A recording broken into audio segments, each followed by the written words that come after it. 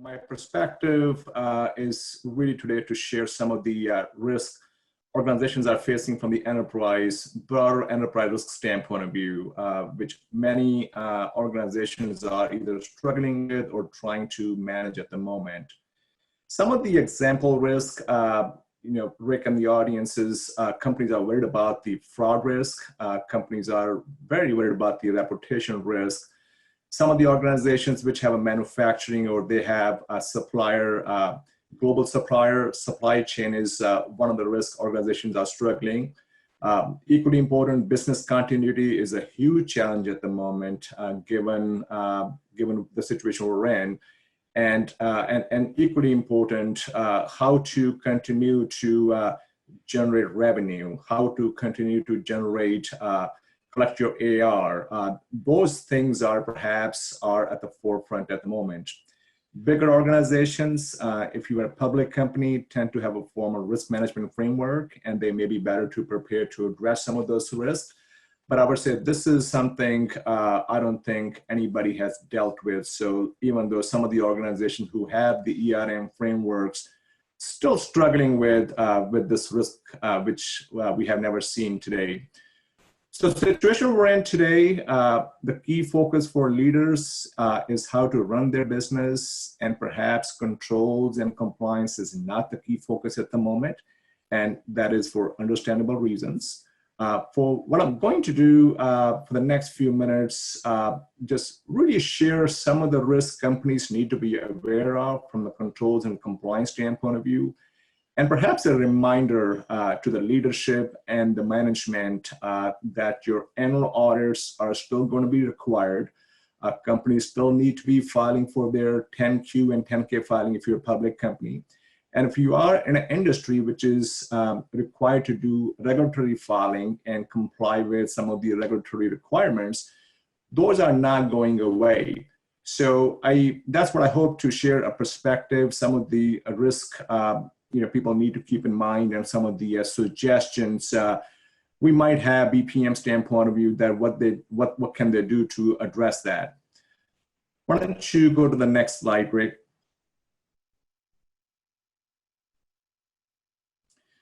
So what I have done, I have broken down the risk into different categories, and one of the risks is the impact the company is going to have from the internal control standpoint of view. Especially, and I don't need to go through every single one of them.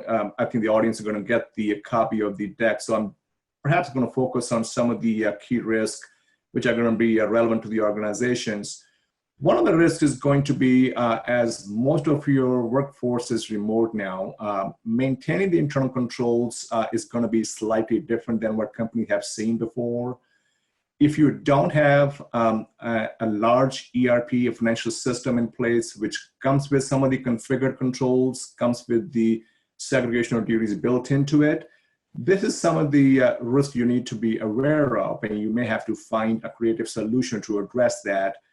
Many of the clients still use QuickBooks, which necessarily don't come with a lot of the configured controls built into it. So I would say this is very important for those organizations to make sure the remote work situation doesn't cause that issue. Fraud factor is certainly is very prevalent. Moving money around various bank accounts, your checking signing authority could be looking very differently now. You could have a situation where management is overriding controls, which is in an ideal situation is a huge problem from SOD standpoint of view and also from the fraud sector standpoint of view. And you could have issues with people complying with your company policies and procedures. Last but not the least, the staff layoff. As you know, this has been a worrisome from an economic standpoint of view. Many companies have furloughed their employees or they have done some restructuring. One of the things I always caution people, when you let somebody go and somebody is taking over the responsibility, you want to make sure you're not causing any conflict from the control standpoint of view. So I think this is one thing I've seen some companies don't necessarily care for at the moment, but I would say you don't want to put yourself in a situation where you could be opening yourself to the fraud factor. And I think this is something to keep in mind. The audit and compliance documentation, the second area, very critical. If you are a SOX company or if you have auditors coming from the regulatory standpoint of view, very important. You want to make sure that you are storing and collecting audit controls evidence as you have done before. In a remote situation, it may be a little different because some organizations still keep the paper trail. So I think you need to make sure whether you have a paper trail, you have to make sure you find a creative solution which is going to be satisfactory to meet your SOX and regulatory requirement from the storing and collecting audit control evidence standpoint of view. Management review of controls is a key focus for your auditors, especially if you're a SOX client. I can't emphasize enough that this is going to be the theme for the auditors ever than before, because the management review of control is going to be perhaps far more critical than anything else in the past, because there's going to be a higher burden on management to make sure there was no control lapse and they have done enough to make sure control environment was sound due to the COVID-19 situation. Last but not the least, the impact on the audit testing. I have many friends who are head of the internal audit functions. Many of the internal audit have been put on hold. I have also heard stories where internal auditors actually are doing accounting type of work, processing invoices. Not to blame anybody, but that's something people haven't seen before. So certainly make sure everything which has changed from the organization standpoint of view, you evaluate that. And from the external auditor standpoint of view, it's very important that you stay in close touch with them, because this situation, the remote situation, and every impact I'm going to talk about is going to have a huge impact on what the auditor's focus is going to be. So why don't you go to the next slide, Greg? From the information technology, general computer control standpoint of view, many things David and Sarah have talked about. So I'm going to focus perhaps on two of the key important things which are very important from the SOX and compliance standpoint of view. First one is the unauthorized and inappropriate access. It's quite possible many organizations were caught by surprise, and they may end up allowing people access which in normal such circumstances was not considered appropriate. But I would say from the auditor standpoint of view, it is a high risk. So if you haven't had a process when COVID-19 hits you, I think this is something you need to make sure that you do have process going forward as of now.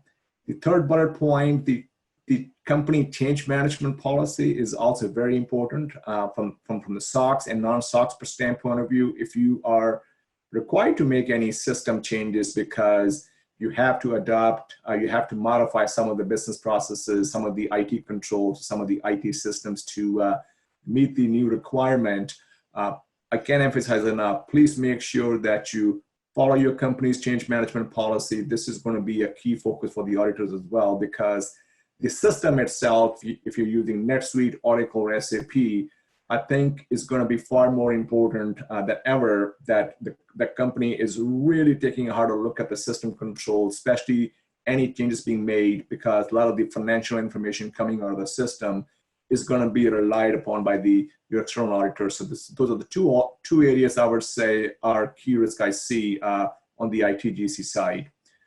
From regulation compliance standpoint of view, if you have exposure to Europe, if you are maintaining or if you have digital footprints, which may require or which may make you subject to GDPR.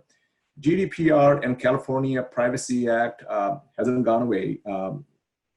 Again, I think very important to make sure that any compliance regulation you're under, this is going to be the challenge and test for the organization to make sure they continue to show the compliant for both of the GDPR and CCPA. Last bullet point, many organizations such as healthcare organizations, and if you're in insurance space, you're required to do a lot of the regulatory filing on quarterly and annual basis.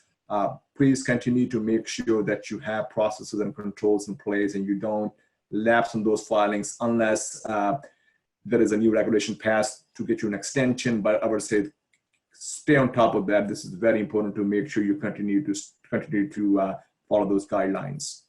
Let's go to the next slide, Rick. Third-party risk management, very important. Many of the organizations have outsourced their business processes, and it's quite possible you could have been getting SOC 1 and SOC 2 reports from those two vendors, and this year you may get a reasoning that, hey, listen, due to the cost constraints or due to the impact of the COVID-19, those reports may not be available. It's very important. Matter of fact, it's even more important to get the SOC 1, SOC 2 report this year from them, because this is the test those organizations have to make sure that the business processes, the controls, and the IT security privacy practices they have in the organizations is really something you can rely on. And vice versa, if you are the one managing processes and outsourcing for your clients, it's very important to make sure there is no lapse for SOC 1 and SOC 2 report, which you've been sharing with your customers. The last area, the financial reporting and disclosure requirements. This is a moving target.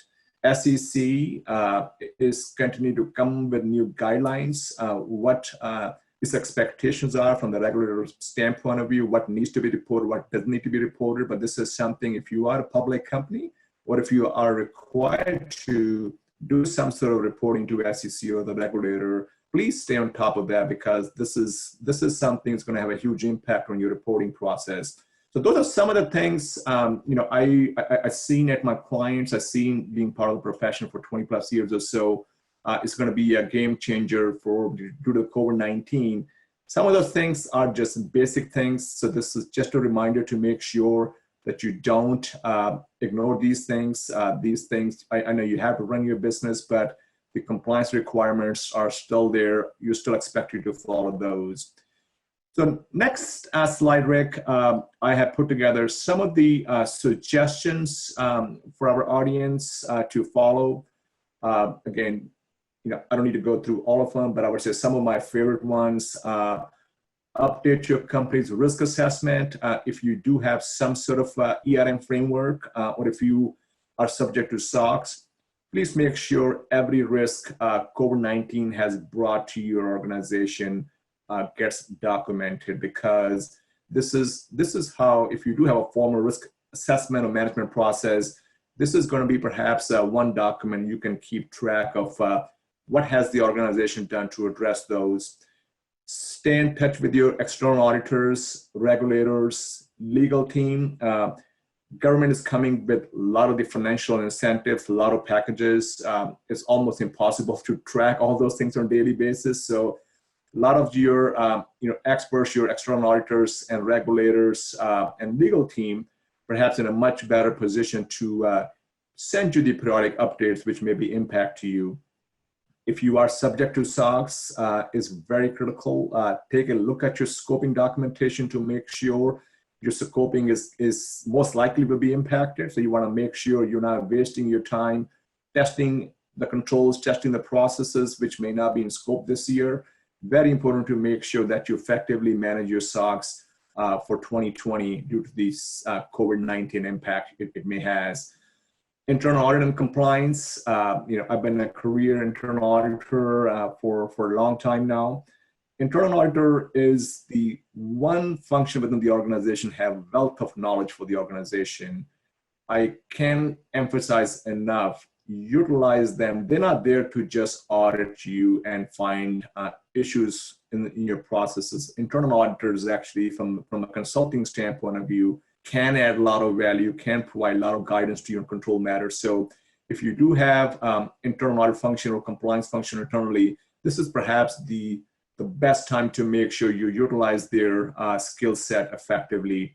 And last but not the least, the succession planning many organizations have realized that the succession planning was not that important, but Larger organization may have that at some point because they're required because of the SOX or ERM standpoint of view, but some of these smaller organizations haven't thought through that. But succession planning has become very important, perhaps the most important thing, because what if one of your executive, one of your leaders gets sick due to the COVID-19 issue? You want to make sure somebody's there to make sure your business operations continue to sustain. And this is one thing I've seen company taking a harder look at to make sure there is a succession planning in place.